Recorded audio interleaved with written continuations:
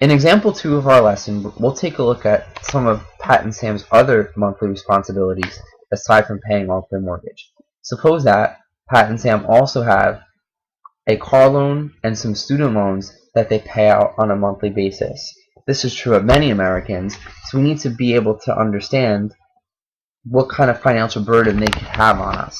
So we will use the Annie formula once again to determine the remaining balance on each of these obligations. In the table, I have listed the monthly payment for Pat and Sam on each of their responsibilities. I've also listed the number of remaining payments they have on each of these responsibilities. As you can see, the mortgage will take quite some time, but the car and student loans are both a couple of years away from being paid off. I also listed the annual interest rate for each item. Now we're going to use Annie in the far right column to figure out what the remaining balance is for each. First, the mortgage. In part A of example 1, we already calculated that the value of N is 22 times 12. 22 years, 264 payments altogether. It's also in our table right here.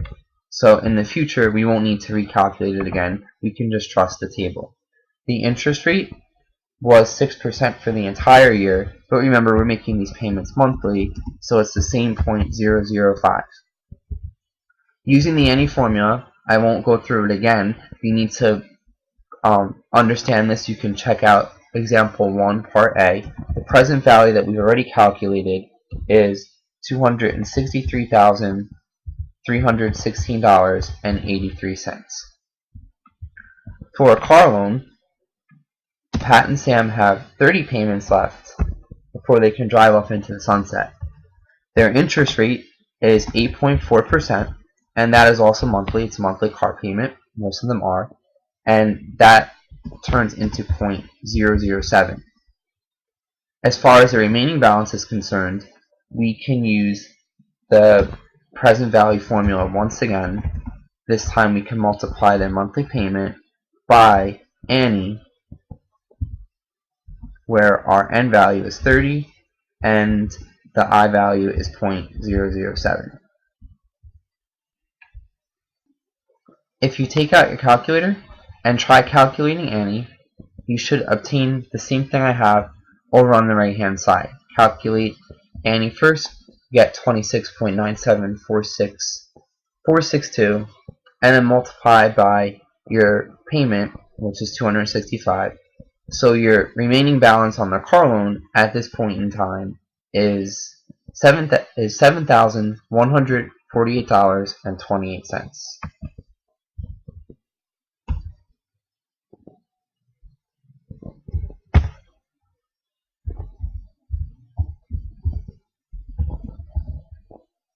I'd like to give you a moment to calculate the remaining balance of the student loan.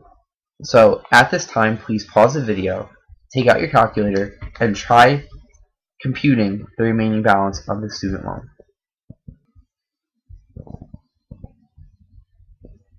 Okay, now that you had some time to calculate the remaining balance, I'd like to walk you through how to solve it.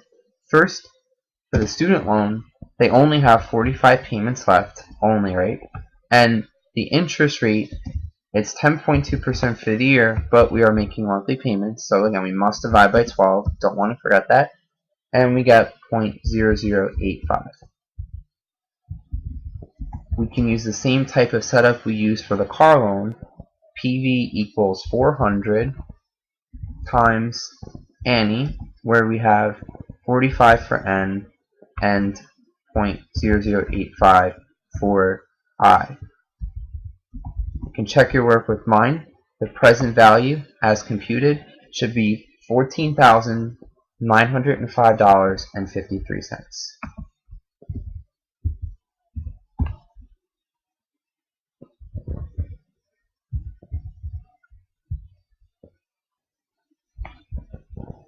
If we take a look at question 2A, we are asked how much is the total of their monthly payments. How much do they need to take out of their paychecks each month to pay off all of their dues, things that they are responsible for? So let's add up the highlighted amounts together in the second column. You can check your work with mine. Their total monthly payments should be $2,463.65. That could be a little bit tough. Might be a paycheck or two. So let's record that for part 2A. $2,463.65. In part 2B, we are asked to calculate Pat and Sam's total debt. To complete that, we're going to sum up all of the remaining balances in the fifth column. So let's go ahead and I'll highlight those amounts for you.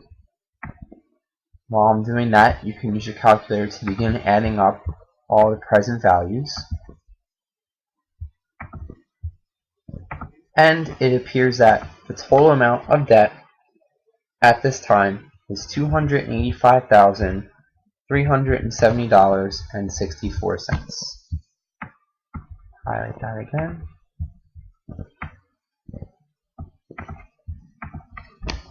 It's quite a bit of money.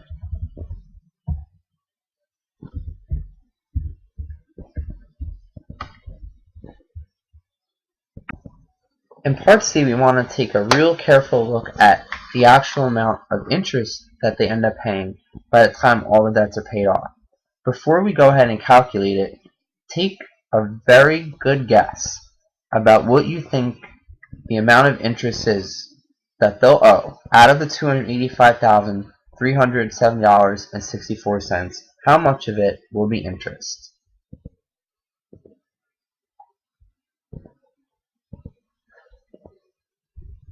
I have a feeling you probably underestimated it. Let's go ahead and calculate it ourselves. In order to determine interest, we are going to use a familiar formula.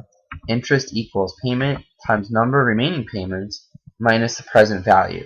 That difference is our interest. So with the mortgage payment, recall we are paying $1,798.65 264 times for the 22 years.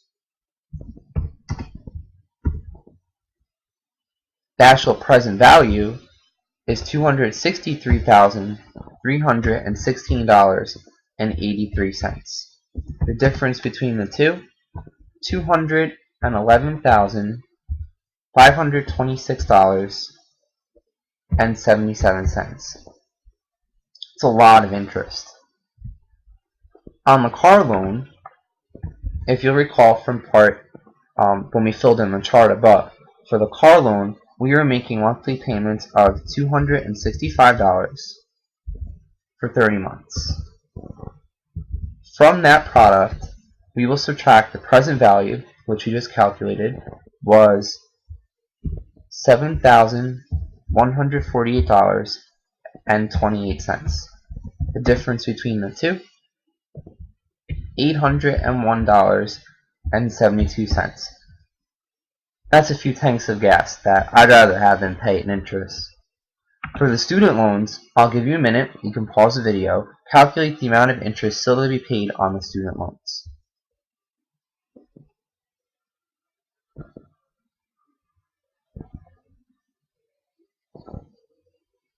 For the student loans, recall that each payment was $400 and they had 45 payments to go.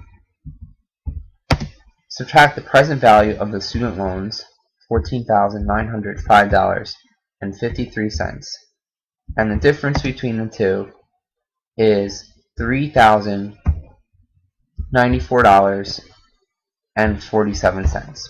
Hopefully you got the same thing. How much total interest is still to be paid? Let's take all of these individual amounts, I'll highlight them in yellow,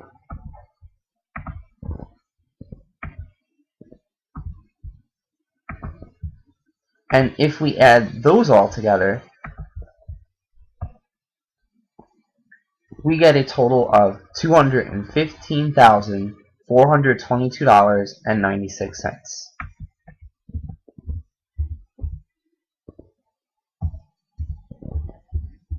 I'd like you to sit down and reflect on this number for a minute. That's quite a bit of interest compared to their actual debt amount. A lot of the debt is going toward interest and not the principal.